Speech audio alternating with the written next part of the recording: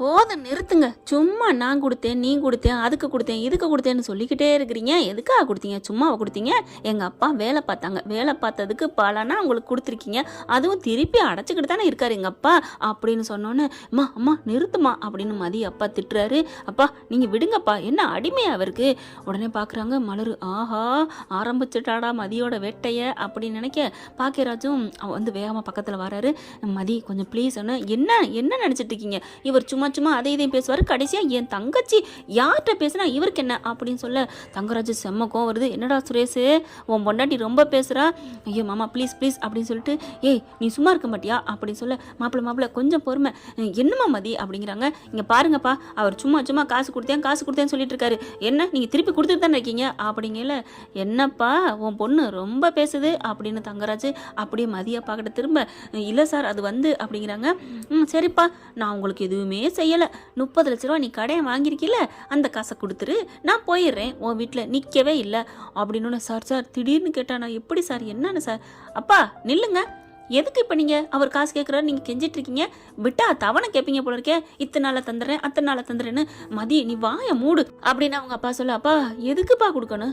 உங்கள் அப்பா சொலையா கை நீட்டி வாங்கியிருக்காரு, என்ன நினப்பு இல்லையா, மறந்துட்டீங்களா அப்படி சொல்ல, இங்கே பாருங்க என்ன மிஸ்டர் என்ன ரொம்ப பேசிட்டு போகிறீங்க, 30 லட்ச ரூபா ஒன்று சும்மா நீங்கள் விட்டு கொடுக்கல, அந்த கடன்லாம் அடைஞ்சு போச்சு அப்படின்னு சொல்ல. அடைஞ்சு போச்சா? எப்போ கொடுத்தாரு? எப்போ கொடுத்தாரா? நான் யாருங்க? உங்கள் மச்சானதோ இங்கே நிற்கிறாரு, இவரை கல்யாணம் பண்ணுறதுக்கு நான் யார்? எதுக்கு கல்யாணம் பண்ணணும்? என்னோட ஆம்பிஷன், என்னோட என்னென்ன சிந்தனைகள், என் மனசுல என்னென்ன கட்டி வச்சிருந்தேன் எல்லாத்தையும் நொறுக்கி தள்ளிட்டு இந்த ஆளை கல்யாணம் பண்ணிக்கிறதுக்கு எனக்கு என்ன வேத விதியா, தலையெழுத்தா அப்படின்னு கத்துறாங்க. அப்படியே பார்க்குறாங்களா எல்லாரும் ஸ்தம்பிச்சு போய் நிற்க, என்ன ரொம்ப பேசுகிற? ஆமாம் எதுக்கா கல்யாணம் பண்ணால் சொல்லுங்க, அது வந்து சொல்ல முடியாதுப்பா, சொல்ல முடியாது, நான் சொல்கிறேன் அதையுமே அப்படின்னு சொல்லிட்டு ஆரம்பிக்கிறாங்க பாருங்க. மதி எல்லாரும் வாயடிச்சு போகிறாங்க. மலர் இருந்துட்டு சூப்பர் சூப்பர், இவனை மனசார நீ கேள்வி கேளு மதி அப்படின்னு இருக்காங்களா. இங்கே மதி என்ன பண்ணுது, பணமா யாருக்கு கொடுக்கணும் பணம்? 30 லட்ச ரூபா காசுக்காண்டி ஒரு பொண்ணோட வாழ்க்கையை அடகு வச்சிங்க. கல்யாணம் நின்று போனால் உன் மச்சனோட கௌரவம் போகுதோ இல்லையோ, உன் கௌரவம் போயிடும். அதாவது நம்ம பார்த்து வச்சோமே, நம்ம பார்த்து தங்கராஜ் பார்த்த பொண்ணு கல்யாணம் நடந்து நின்று போச்சான், தங்கராஜ் பார்த்த பொண்ணு கல்யாணம் நின்று போச்சான் அப்படின்னு சொல்லிடுவாங்கிறக்காண்டி, அந்த கல்யாணம் நிற்கக்கூடாதுங்கிறக்காண்டி எங்கள் அப்பா காலில் விழுகாம, எப்படி காலில் விழுகாத குறைய கெஞ்சி, உங்கள் கடை வேண்டாம், உங்கள் ஆப்ரேஷனுக்கு வேண்டாம், இன்னும் சொல்ல போனால் ஆப்ரேஷனுக்கு காசு கேட்கலையே என்ன மிஸ்டர் அப்படின்னு சொல்ல, ஏய் அப்படின்னு வேகமாக வராரு. கையை நீட்டிட்டு, கையை நிறுத்தியா அப்படின்னு அந்த விரலை பிடிச்சி அப்படியே மடக்குறாங்க. ஏய் அந்தளவுக்கு திமுறா அப்படின்ட்டு வேகமாக சுரேஷ் வர, அப்படியே போயிருங்க அப்படின்னு சொல்லிட்டு, இங்கே பாருங்கள் நீங்கள் என்ன சொன்னாலும் சரி, என் கல்யாணத்தை என் வாழ்க்கையை பகடை வச்சு தான் இந்த கடனை பூரா அடைக்கிறேன்னு சொன்னீங்க, அதெல்லாம் முடியுது, எல்லா காசும் முடியுது.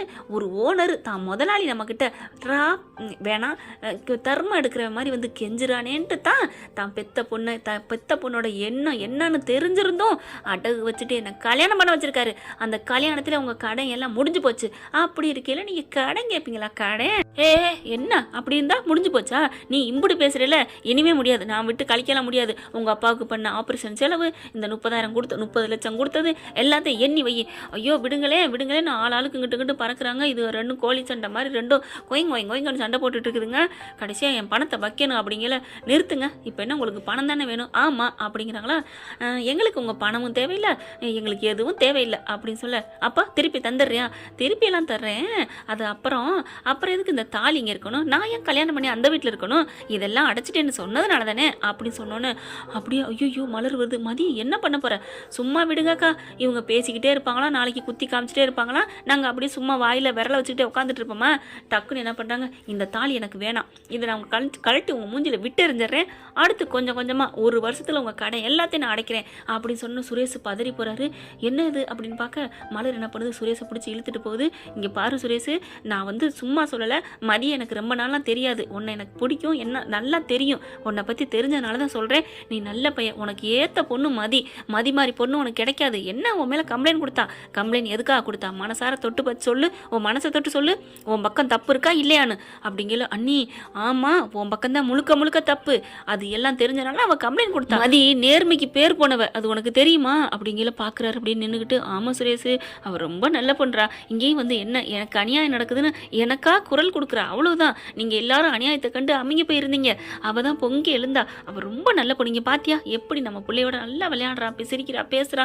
அவளை சீண்டுனா தான் திரும்புகிறா. சீண்டல்னா அவள் நல்லவ தானே. அதுவும் தப்பு இருந்தால் ஒத்துக்குருவா.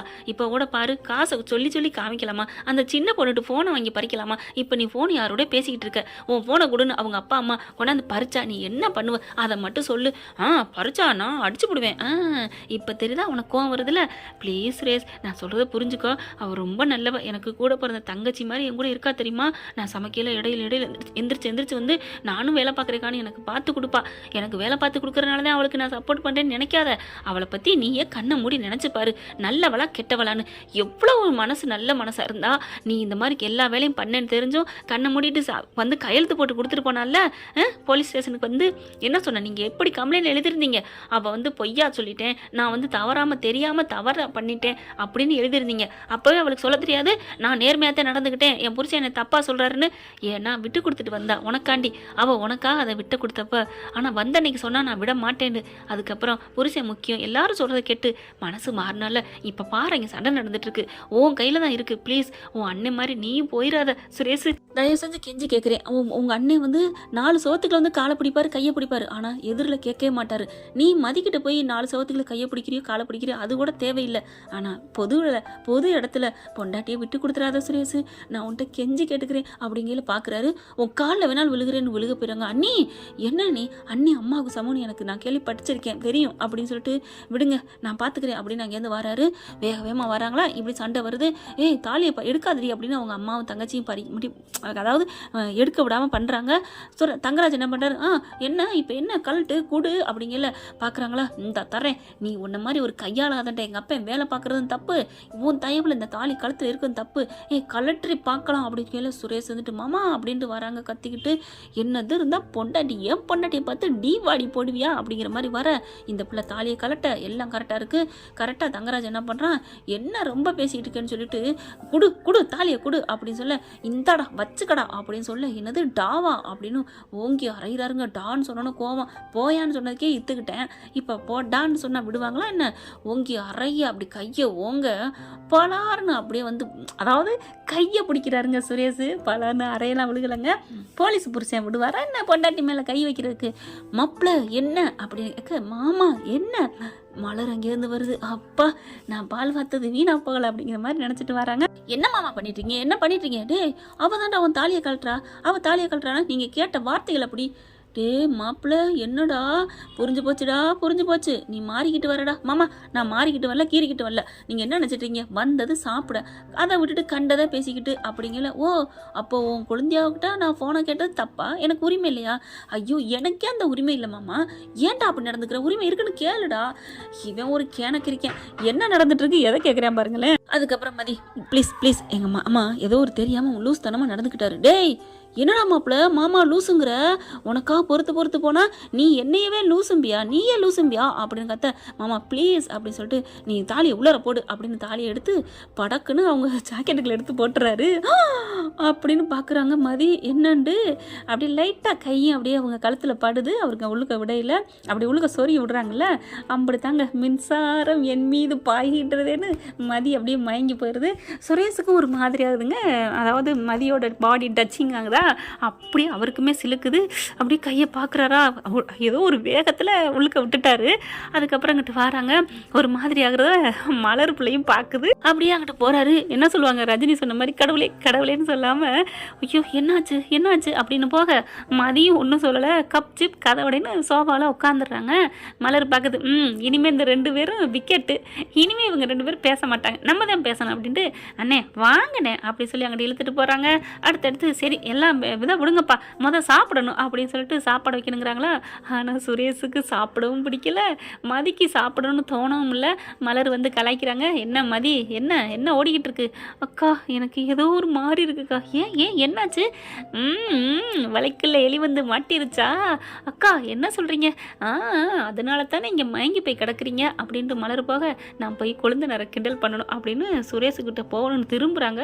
சுரேஷ் பக்கத்தில் வந்து நிற்கிறாரு. பக்குன்றது. என்ன சுரேஷ்? ஒன்றும் இல்லை, அவள் மதி தாலியை கழட்டலைல. அதை எப்படி தாலியை கழட்டுவா? நங்கூரம் பாய்ச்சின மாதிரி தான் பாய்ச்சிட்டிங்களே, அப்புறம் எப்படி? என்ன சுரேஷ் தம்பி? இல்லை, அவள் டக்குன்னு அசால்ட்டா தாலியை கழட்டுறீங்கிறா. அதெல்லாம் கழட்டக்கூடாதுன்னு சொல்லுங்க நீ. உங்கள் பேச்சை நான் கேட்குறேன்ல, அதே மாதிரி உங்கள் பேச்சை அவள் கேட்பால, கேட்க கழட்டக்கூடாதுன்னு சொல்லுங்கள். புயல் அடித்தாலும் சரி, சுனாமி பூகம்பம் வந்தாலும் சரி, எனக்கு அவள் தான் பொண்டாட்டி, அவளுக்கு நான் தான் புருஷன், சரியா? ஞாபகம் சொல்லிக்கோங்க அப்படின்னு போக, சுரேஷு சூப்பருடா அப்படின்னு சொல்லிட்டு அப்படின்னு, அதாவது பிள்ளைக்கு கொஞ்சவாங்களே அந்த மாதிரி நெத்தி வைக்குதுங்க. கை ரெண்டையும் எப்படி விரிச்சு, அதுக்கப்புறம் மதி கேட்டுக்கிட்டியா அப்படிங்கல.